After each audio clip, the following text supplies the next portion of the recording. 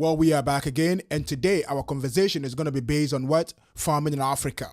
And our target audience is our brothers and sisters that live in the West and those that are living back home to take advantage of what we've been blessed back home. And I'm going to tell you my little experience, my little investment, so that maybe that would inspire you to start looking into farming in Africa. I know we've been here in the West for a minute, and at some point you want to move back home, but then again, what are we going to do? We tend to be asking these questions endlessly to find solutions, to find answers, but yet we're still stuck at one place thinking of, oh my God, it's not going to be possible. But I will break this little experience, this little land that I acquired and what I started doing in farming, and hopefully you and I can be able to have that discussion moving forward. Stay with us. Well, we are back again. Please, in this video, if you like anything in this video, I would like you to do me a favor and share the video. If you can take a step further, I would like you to subscribe to Modivo TV so that we can continue to inspire one another. I've been talking about farming for a minute. I've been watching our brothers and sisters investing, moving back to Africa to go into farming. I kept asking, I kept taking like certificate courses to be able to understand a little bit about crop farming. But then again, I was just like, I'm staying here. I don't want to take the risk and move back to Africa. What if it's not working for me? What if by then I destroyed everything here? I said, okay, I'm moving back home. What if it doesn't work for me? Am I coming back here?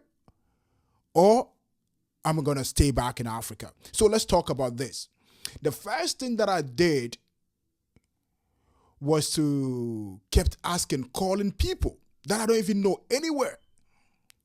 Realtors, asking them about acquiring farmland. And some of them gave me not so good answers. And some of them is just like, oh, we don't sell farmland, even though the website said they sell farmlands. But then again, as I kept researching, I met a guy. And this guy became my friend, and we were discussing about this. And I told him, actually, this is the direction I want to go. I want to go into farming in Africa. But then again, I don't want to take the risk of moving back to Africa. I want to start something here. But you would have so many people giving you advice. You cannot be here and start farming in Africa, or you cannot be in the West and start something in Africa. Plan and plan well. Trust me, you'll be able to do it. This is what I did. Or this is what I'm doing. After talking to this guy for a minute, not knowing this guy was a farmer. And his story, I will leave it for another day. And how we became friends, let's leave this and let's talk about the why I acquired that land. And I will share the story of how we met later in the future.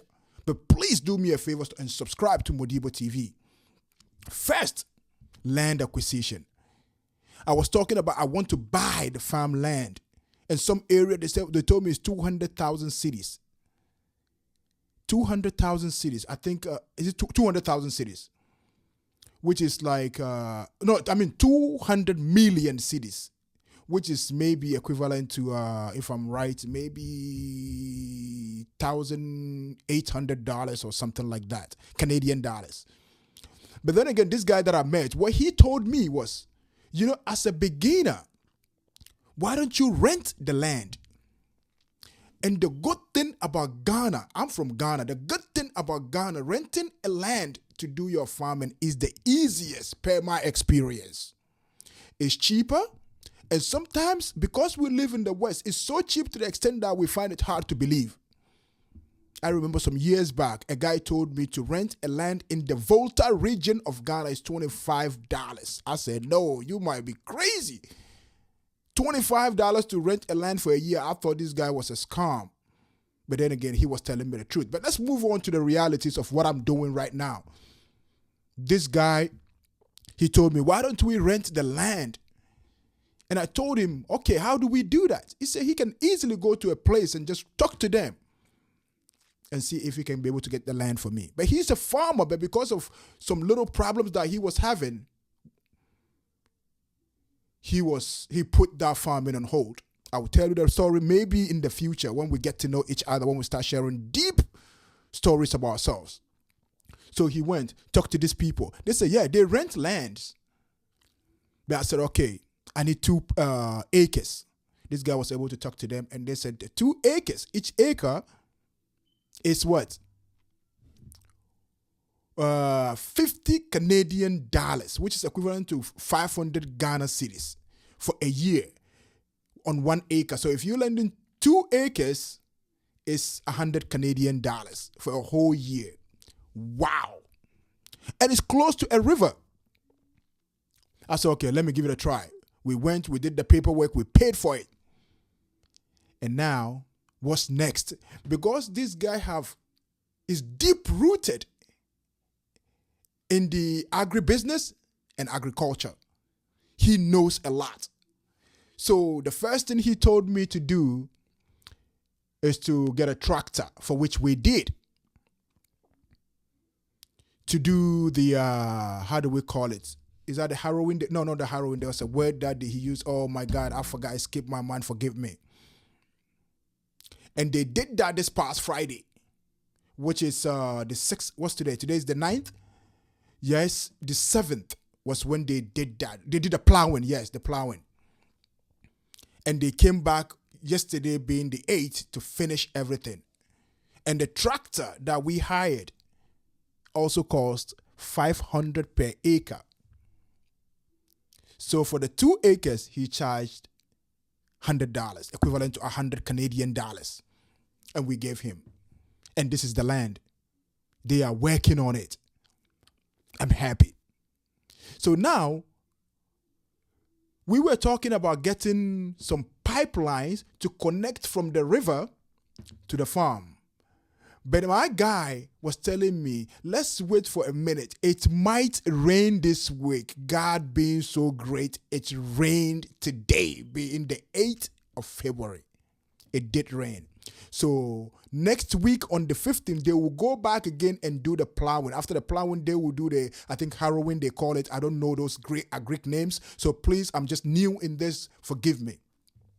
And after that, no, before that, the guy was telling me tomorrow, being Monday, the 10th of February, they would go and buy the seeds and start work. So the seeds would take about a month before they can do the transplant. So that is where we are right now. So we're going to be starting with okra.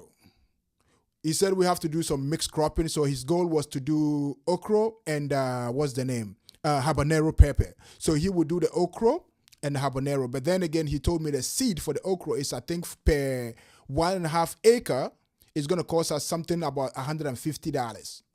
So let's say $150 plus the $100 for the tractor guy and the $100 for the renting of the land. That's like $350 of how much I spent so far, right? But then again, when it comes to transplanting, we would need, how do we call it, some laborers.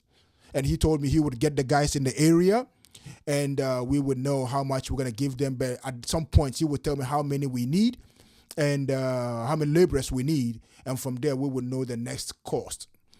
So this is where I can advise you guys more. If you don't trust anybody back home, at least this process that I'm doing, because I'm seeing everything from distance.